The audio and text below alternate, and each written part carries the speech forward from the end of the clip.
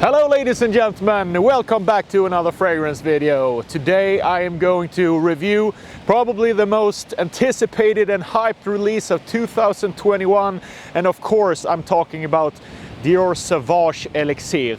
But before I go into depth of this fragrance, I just have to say that if you like this scent, you probably will be the happiest guy in the world, but if you don't, well, you might have a problem, and here's why.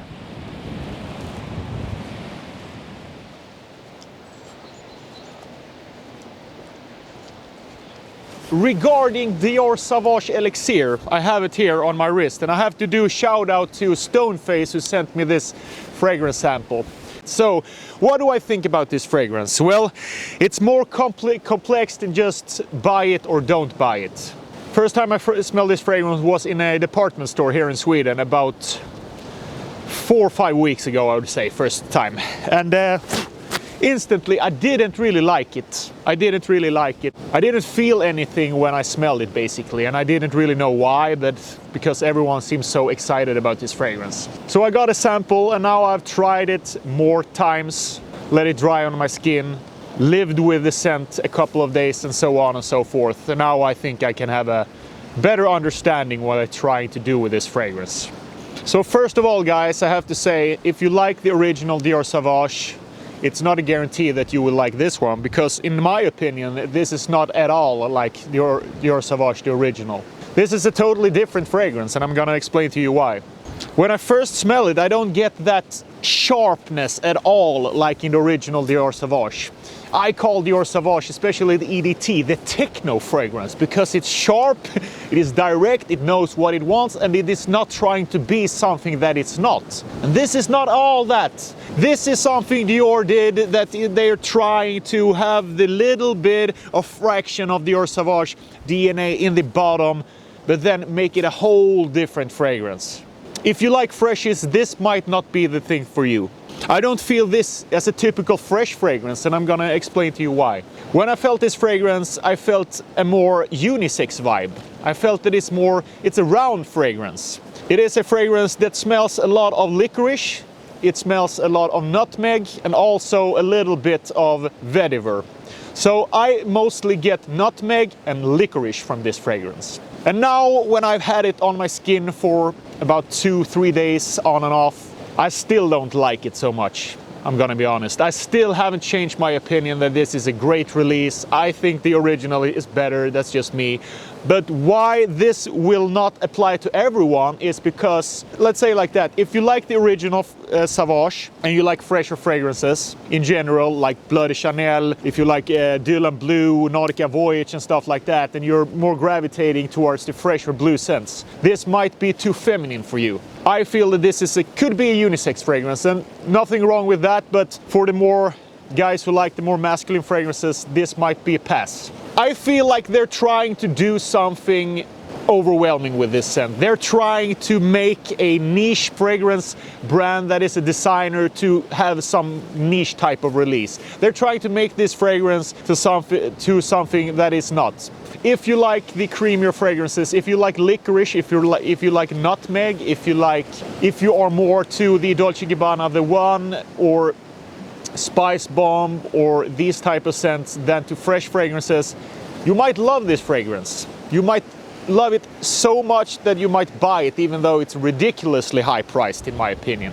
Because I think it's too feminine for me. It is a little bit too rounded and cozy, and I feel that this smells like my middle grade teacher who was a woman. So I don't know why I get these type of vibes, but I do, and I don't know why I don't like it. But I have this thing that I do when I try a new fragrance that I could recommend to anyone who wants to try a new fragrance is you just spray it on your hand here, on your upper hand, in the morning before you go about your day, do your daily tasks. And don't smell it so much, just let it sit on your skin throughout the day. And if you feel whiffs of the fragrance during the day and you feel this inside of you, like, what's that good smell? What is it that smells so good on me? Because in an instant you don't think of the fragrance, you just, okay, so like 1.5 seconds later you can connect the dots. If that's you with this fragrance, and whatever fragrance you try, this might be a fragrance that is perfect for you, perfect for your skin chemistry and such. I didn't feel that at all with this fragrance.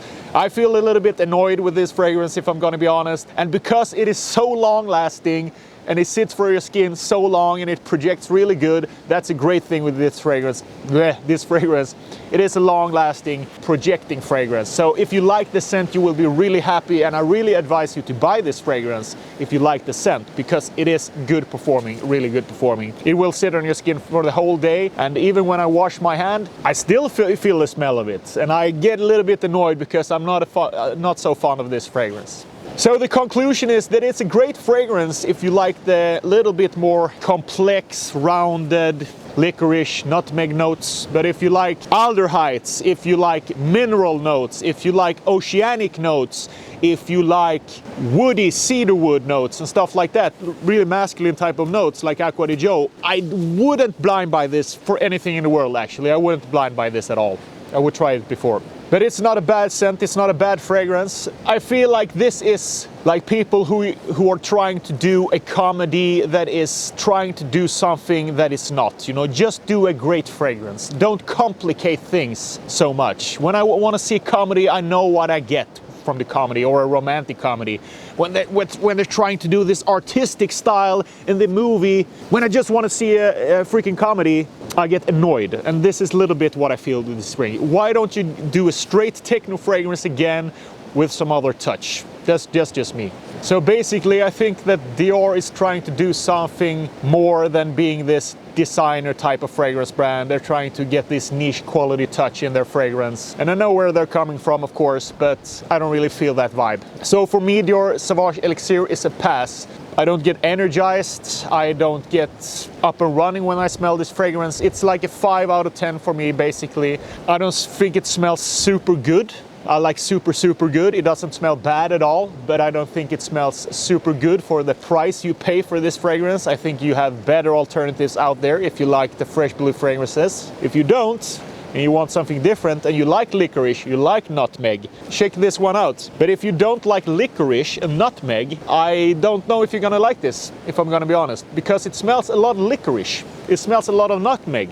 They might be better off to just put a different name on it that is not associated with Dior Sauvage, because everyone knows Dior Sauvage, and a lot of people just might blind by this because, okay, it's a Dior Sauvage but a little bit more punch in it or something like that, and they get something totally different that they might like at all. So that's my conclusion of this fragrance, guys.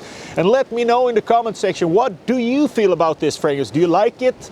Do you think it sucks? Something in between? I think it's something in between, so it's a pass for me right now in this day and age that we live on.